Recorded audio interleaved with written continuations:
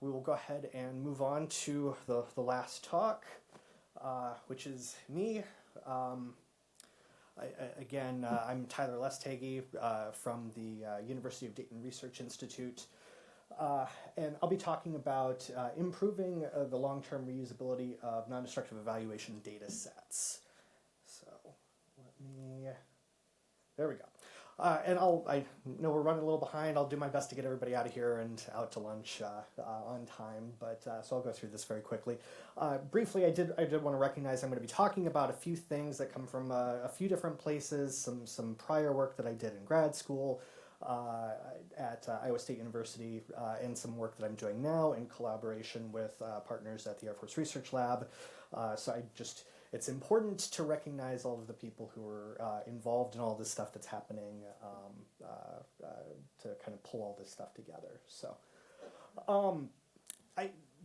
my field is non-destructive evaluation, which I'm sure, I don't know if there are NDE people in the room. I know there's some NDE stuff at the conference. But just for anybody that's not familiar, basically we deal with testing of anything that's, I guess, life safety critical, anything that a critical fatigue damage or flaw or something of that effect, where if we don't detect it, that could cause that system to fail. It's our responsibility to develop techniques that are used to find these things before that happens. And the vast majority of kind of the inspection, the fielded inspection that happens today, I think is still largely visual. It's somebody going and looking at it, or using tools that supplement our ability to see, like cracks and other kinds of defects. But we do have increasing amounts of techniques where we use some physical phenomena to probe the material. So ultrasound, X-ray, electromagnetic techniques, thermography, any way that we can exploit physics to tell us something about the material while preserving our ability to continue using that system. That's what we do. So obviously, there's kind of a defense focus here. Aerospace is really that's kind of my background, and it's a big part of what happens in NDE, but NDE is used in a lot of other fields as well, civil structures, energy, rail, all that stuff. So I attempted to get Gemini to generate an image to kind of highlight the buzzwords that are frequently being used, but I wasn't super happy with what it came up with, so this is my bad attempt at something just highlighting that NDE, like lots of fields, are kind of going through this digital transformation. We've got a lot that needs to happen in order to make that real, because by and large, a lot of fielded inspections still look like this. It's somebody getting in front of an aircraft with an instrument and looking at a response and jotting that down in a report. So to really kind of enable digital transformation and what some people are kind of calling NDE 4.0, we have a lot of work that we need to do with respect to data and how we deal with data, how we manage data. So I very briefly just wanted to give a kind of a flavor of what data in NDE looks like. But there have been other talks here that I think have highlighted that there's certainly a broad scope of data that's out there. It looks like lots of things, and I think that's true in NDE as well. So here I'm giving an example of this is an ultrasound measurement. So I know a lot of people think ultrasound, they think like a sonogram or whatever. Actually, when I was trying to get Gemini to generate images, it kept giving me pictures of sonograms instead of industrial ultrasound. But this is, I guess, what an industrial ultrasound looks like. You get some echo, and so this is sound vibration that's propagating through a part, And as it bounces off of features inside of that part, you get little echoes in return. And a lot of what we do in NDE, it might end there, that's enough information to tell us, okay, well, there's something there that shouldn't be there, that's an indication. We might hook up a scanner of some kind, and then it becomes a question of how do we reduce this data into a form that we can visualize and get something useful out of. So that's where we get the C-scan representation, where we've taken a little slice of the window, we're just looking for the max value in there, and in fact, so this is a scan from a composite panel, and it shows you some damage there in the middle of the panel. And we can look at that in a lot of different ways too. If we're saving all of this data as we're moving around, we could take a cross section. So we call this a B-scan perspective, where we're just taking a line and plotting it with time on the vertical axis. So you're effectively seeing a cross section, but it's not, because sound has it's vibrating, like there's reverberations there, and those can overlap and cause confusion in understanding what's going on. So there's also obviously metadata that's associated with all of this. So information about the what's being tested, who's doing it, and that's actually pretty important in NDE, because different inspectors have different capabilities, and understanding that variability is an important part of probability of detection, which is another thing that we deal with in NDE. Equipment configuration, all that stuff.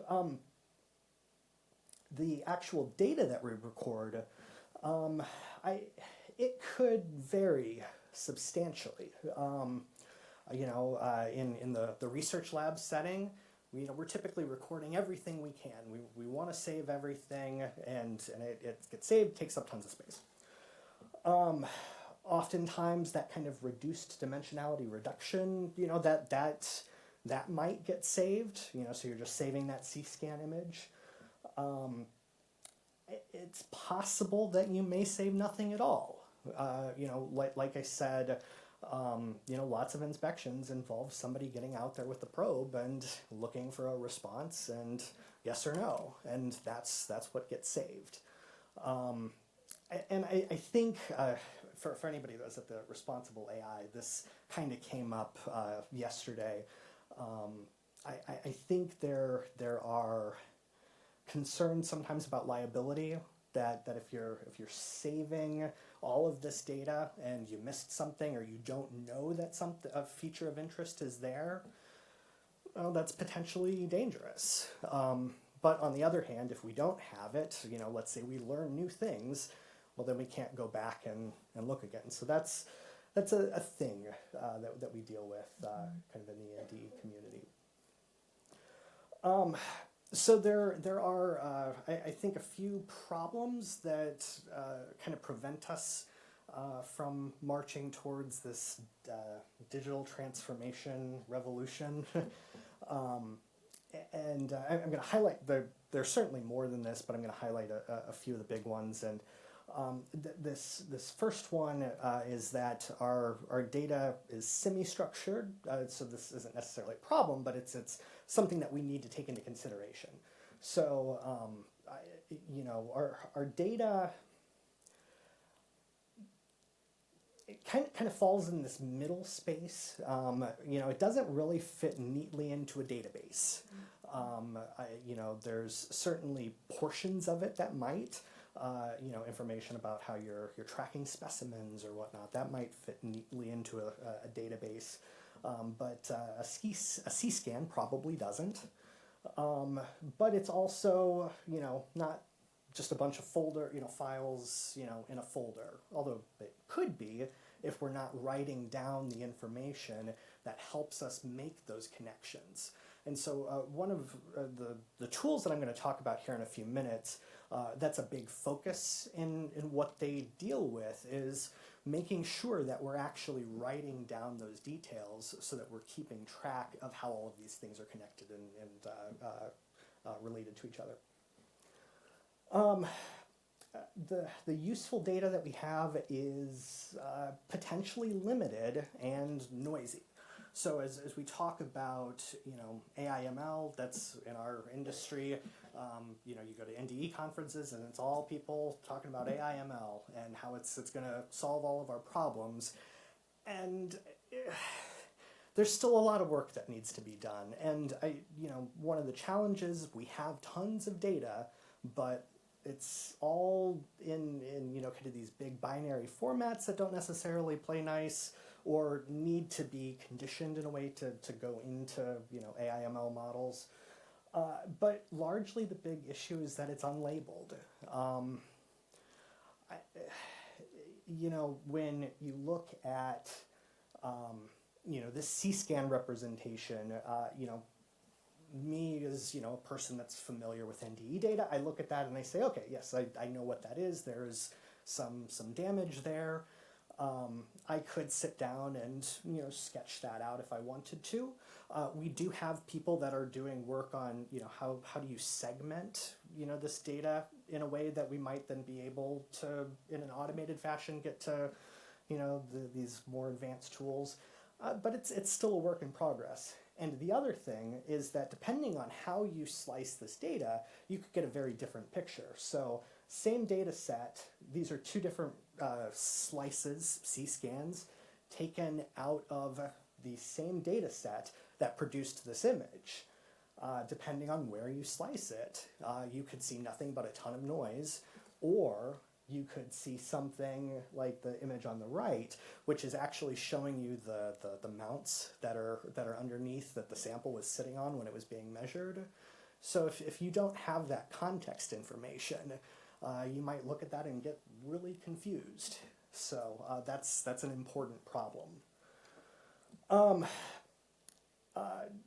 We can occasionally have issues with missing metadata. Now, I think where we are, recording things, we are usually pretty good at writing down, kind of what we're doing and, when and whatnot. I think we're less good at writing down why we were performing a measurement. And that's important to understanding the context of what was being done. But we just don't always do that very well. And then also too, as I was highlighting just a couple, points, we're not always great at, labeling these things in a way that, if we wanted to do automated processing later, that we could. So that's an area that we need to improve on. And also making sure that whatever we're doing is machine readable, having a bunch of, notes on a piece of paper or, logs or that doesn't help us. It's got to be somewhere that we can machine read it if we're ever going to enable this digital transformation. And then the final thing that I'll touch on very briefly at the end, we do have a lot of proprietary data formats. Every vendor's got their own thing that they use, and then that's the format that the data comes in, and maybe they give you a mechanism for exporting summary representations, but they don't necessarily give you access to the raw data. That's a challenge. I think it's improving. I'll talk a little bit more about that in a minute. So the tools that I'm going to walk through here, I think so these were developed in two different environments for two different purposes, and they took two very different approaches to how to tackle the problem of making sure that we're keeping track of metadata, making sure that we're writing down the important stuff to enable long-term reusability. So the first one, I'll call it a rigorous process, where there's a lot of effort that's required up front to get everything to work. But when you do it, it works really well. The second strategy is kind of, I'll call it a minimal process change. And, that was really designed for an environment where people had really, kind of ingrained ideas about how things should be done. So, we need to make it easier to adapt to new processes, to minimize the impact on the actual workflow. So 2 different strategies, and I'll give you a little highlight of each of those. So the first tool is called Lematics. It's a suite of tools. And this is, just up front, this is was developed at Iowa State University, part of graduate work that I did. It hasn't been maintained in a little while, but we've been talking a little bit about kind of reviving it and bringing it back up to date. So it is available on GitHub, and I'll have a link at the end. So the first part of this is a tool called Data Collect, which basically it's organized around the idea of checklists. So you are performing a measurement or an experiment or something that has a rigorously defined process. And so we sit down and we write out that process. And for this tool, it was developed in XML, or uses XML. So there's an XML file where you've defined very carefully all the steps that go into a particular process. It has some other components here. I'll touch on that in a minute. But basically, you define those processes, and then before you start an experiment, you write down what you plan to do. So you similarly document, the overarching plan. Like, we're going to test, 10 samples or whatever. We're going to follow these procedures on all of these samples. So you start with that, and then you work through it. And this was designed so that it could integrate with our data acquisition software. So you click a button, and it would trigger processes to happen automatically within the data acquisition software. And I'll tell you from experience using it, it saves a ton of time. That you've got to be willing to put in the work up front, but you benefit in time savings and repeatability in the long run. So it's got a lot of other capabilities. We have some capability to do stuff that's not inherently on the computer. So we can have paper checklists. Those get scanned with QR codes, so it all gets associated with the data after the fact. We also had a cool thing with photos, so it would show a QR code on the screen that the camera would record. So you take pictures, and then all the photos automatically get placed with the data. So it's a really neat tool if you're willing to put in the upfront effort. The other, I think, really key component of this is process track. And so this is intended to deal with kind of post-processing after the fact. Again, you have to kind of define ahead of time, these are the things that I want to do with this data. But once you've got that, you use this tool to run the post-processing steps, and then it's keeping track of everything as it's happening and saving all of that information with it all together. So the key is that we're tracking all of the provenance as all of this is being done. And the nice thing is that let's say you realize there's a mistake in one of your scripts. No problem, change the script, run it again, and it'll automatically figure out what needs to be updated in order to get everything back up into sync. So, we were talking a little bit earlier about Git. It does have integration with Git so that it's you're using Git to keep track of changes to all of your processing scripts, so that it's keeping track of how these things change over time. And then briefly, there's a final component called Data Browse that takes all of this stuff and transforms it into a view that's easily viewed in a web browser. It's again, you do the work up front to deal with the benefits after the fact, but if you're willing to do that, then you've got a really nice tool that you can easily transform data to look at it in different ways. And quickly moving into the second tool, this is NORMS, No Emission Research Management System. This was again designed for the environment where people had processes, they potentially had existing software and tools that were already in place, including closed source proprietary systems. So we needed a tool that could play nicely, in that kind of environment. And so that's what this was built for. And really what it does is it monitors the data acquisition system and looks for appropriate times to prompt the user to provide documentation. The other thing that it's doing is it's keeping track of what files are being generated, what's happening on the computer, so that from the start of a measurement or experiment or whatever to the end, it knows all the stuff that's been generated, and then it generates metadata to link it all together. So,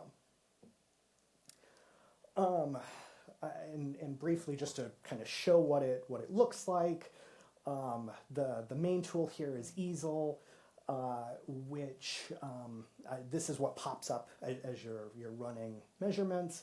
It pops up at the appropriate time to give you the opportunity to provide documentation and also to document parameters, specifically things that it can't capture on its own out of the metadata that's being generated by the system. So, I don't know, you have an analog piece of equipment and, it's set to some value and you need to write that value down. You could record that here. The other thing is that it's designed to work with barcode scanner, so that if we can use barcodes to track things, think like specimens or probes or equipment that you're using. This was originally developed to work in kind of the standalone environment, so no network access, no connection to tools or whatever. And so we were using QR codes as a means to get that metadata into the system and associated with the measurements. And then there's also, a logbook tool after the fact that you can use to go in and see everything that's been done. And I'll skip over this, but this is the tool that's also used for managing the barcodes.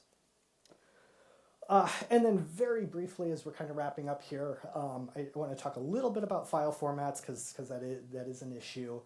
Right now there is a big push towards open file formats within our field, and I know that's true in a lot of other fields as well, largely being driven by regulations.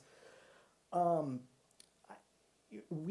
in the field we have like an ASTM standard. Problem with that is it's closed source, so you've got to pay money to get access to the details.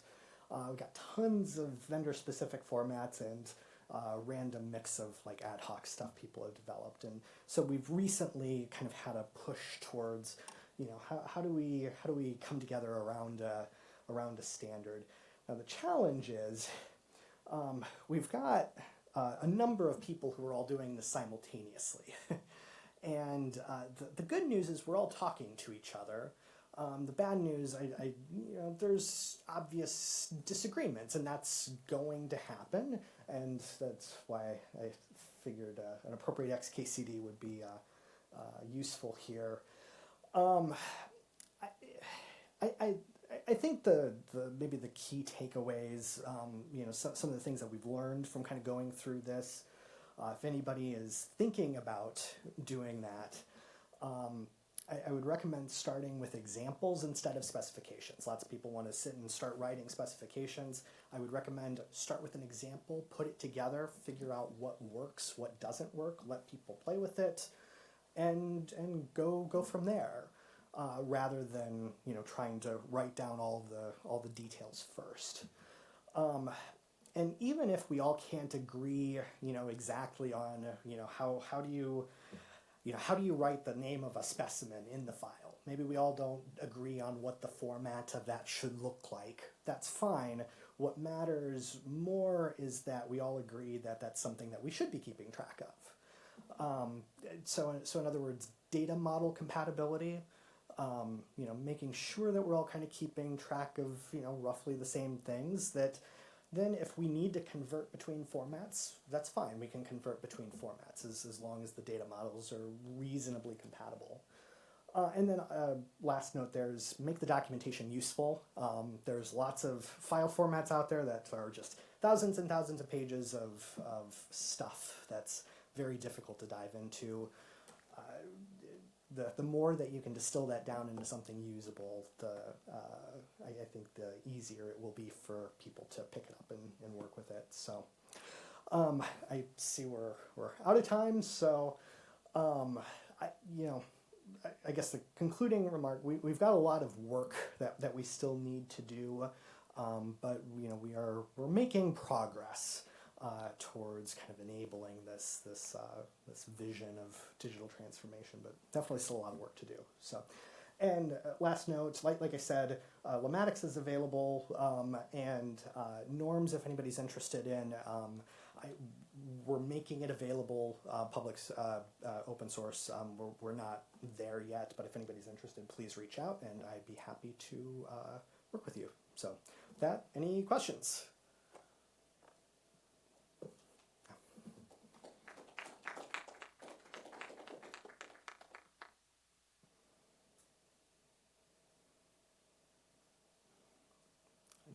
I won't feel offended if everybody's on a rush to get off to lunch. That's okay. All right, cool. Well, thanks. Oh, yeah.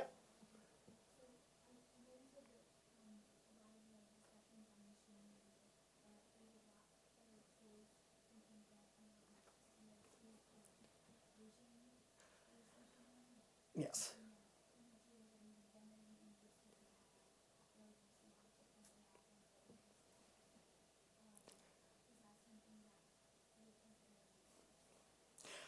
Yes.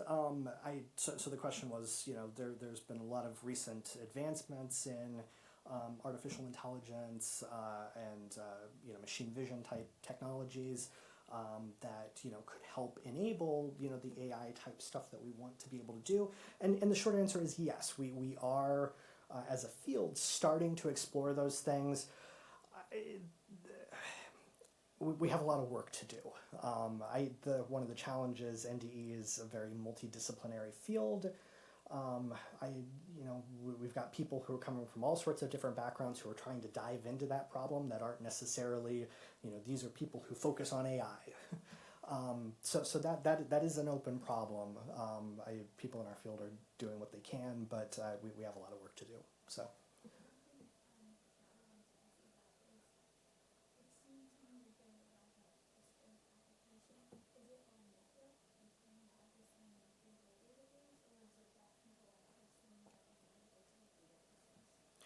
So the question is basically where is all of this data ending up? And one of the collaborators that I pointed to in my acknowledgement slide is folks from AFRL, where they are kind of in the middle of a big let's get a central data repository, let's get tools so that we can automatically get that data up into the data repository, and we are building features into that software so that, as these things come online, as they get networked, as measurements get performed, data is automatically going up into this repository. So there is a talk from a couple years ago that should be in the DataWorks archives from my colleague Lauren Ferguson at AFRL that has more details on what they're doing there. So, okay. Well, sorry, I know we're a couple minutes late, but thank you for sticking with it, and thank you for attending. I really appreciate it. So, thanks.